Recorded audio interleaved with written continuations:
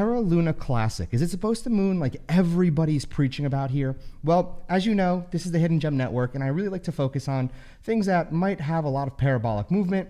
Currently, if you were watching the live stream the other day, you guys know that I opened up another position, and in regards to that position, I just took this photo. I did short, but I also explained my reasoning. Ironically enough, that same night is when we started to see this capitulation. However, there's something you have to remember. If you watched the live stream, the link will be in the description as well. If you didn't, I explained how the last time the Luna situation happened, where it was just a huge fiasco, this is how I turned 3,500 into well over 95,000 overnight. So I legitimately bought the bottom and was able to sell the very top, DCing my way in. But how did I do that without doing any TA? And I'm no TA expert, never have been, never will to be or claim to be. So what exactly are the principles that I'm looking at in order to do the same exact thing? Well, here's something you need to remember is that there's a burn that went into place, and everybody's talking about the burn and how much is currently being burnt. Now, that's good and all. However, it doesn't matter if a token is burning, because of the fact that if we look historically speaking, if we take a look into a tax, in this case, it's a specific burn per transaction, whether it's a buy or sell. First off, on Binance, from what I read, it only happens on chain, not when it's on network, on a centralized exchange, excuse me. So when it's on the Luna chain, when a transaction happens, that's when the burn occurs. However, when it's on exchange, from one exchange account to the next exchange account, a burn isn't necessarily going to happen. So what I mean by this is if you purchase spot LUNC on Binance, there's no tax that's going to happen. Essentially, you were to go ahead and have USTC in your Binance account, and then you were to exchange it for LUNC, Luna Classic, there will not be a burn when you actually get your LUNC on that transaction. But when you withdraw, etc., then the burns will occur.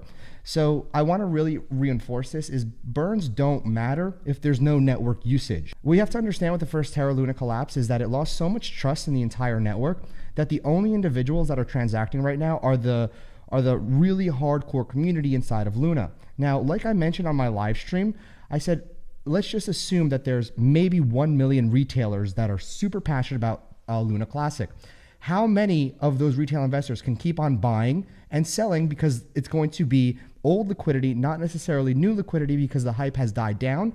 And not only has the hype died down, but the hype is only remaining in that specific circle. Aside from that hype remaining in the specific circle, is that the market right now isn't in a position for something like Luna Classic, where the main Luna token now is just kind of, the reputation has been tarnished. So it's going to be an uphill battle with all those things, given that the chain was forked. And we can take a look at previous examples like Ethereum Classic, which is a fork of Ethereum. Ethereum Classic was a fork of Ethereum because of what happened with one of the biggest hacks in Ethereum a long time ago. I think it was literally called the DAO. The DAO was hacked with an incredible amount with Ethereum. So I'm assuming Vitalik said, okay, I'm gonna have to make the executive order to fork Ethereum into Ethereum as we know now. And the old token is Ethereum Classic. But again, we can see historically what these classic tokens do, just like Bitcoin Cash as well. Bitcoin Cash is a fork of the original Bitcoin token that we now know. So again, we can take a look at historical patterns. Where are we right now? Well, you see this massive run up over here. I'm not talking about the massive run up that recently happened during this last bull market, because anything and everything went up in the last bull market. Literally, it doesn't count. What I'm talking about is the inception right over here. So we can see that run up. And what does that look like exactly? Well, if we zoom out, we can see this entire run up happening as well.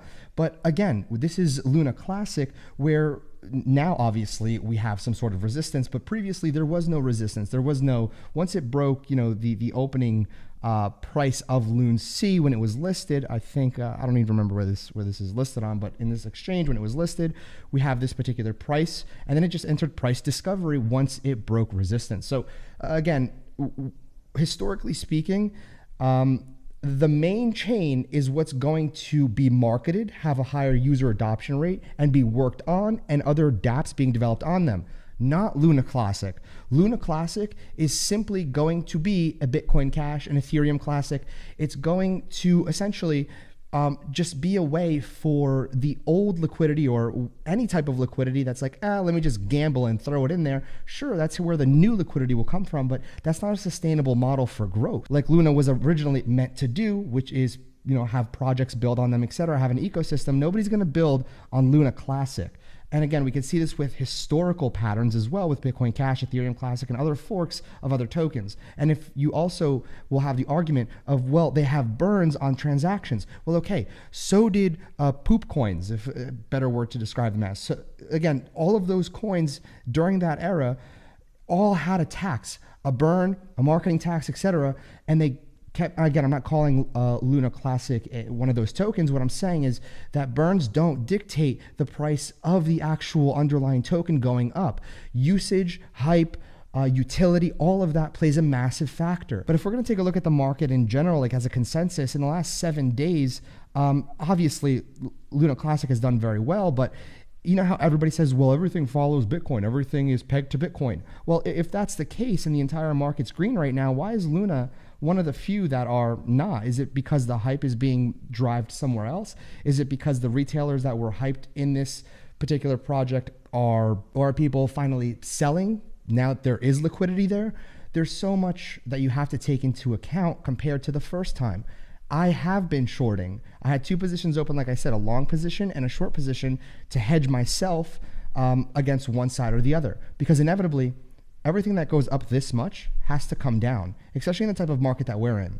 And this is a very unpopular opinion video, but I'm just trying to put it out there and hope that it helps anybody, somebody who's looking at this and saying, wow, look at this pump. Because the last situation where everybody said, wow, look at this pump, the guy ended up going on SNL and not doing anything. And now we have Doge, where millions of retailers got sucked in, and now millions of retailers have a negative context or connotation towards the market in general, because now crypto is a scam, given that they listened to somebody on Twitter say, hey, Doge this and Doge that, and it was a meme. So they became exit liquidity. But like I said, I'm not classifying Luna Classic as one of those tokens. However, the market, if you look historically, will never repeat itself. It will always rhyme with itself. So be careful when you're making your decisions. This isn't financial advice, and I hope this helps somebody, if anything. Gem Hunters, I look forward to seeing you tomorrow or very soon. See you guys.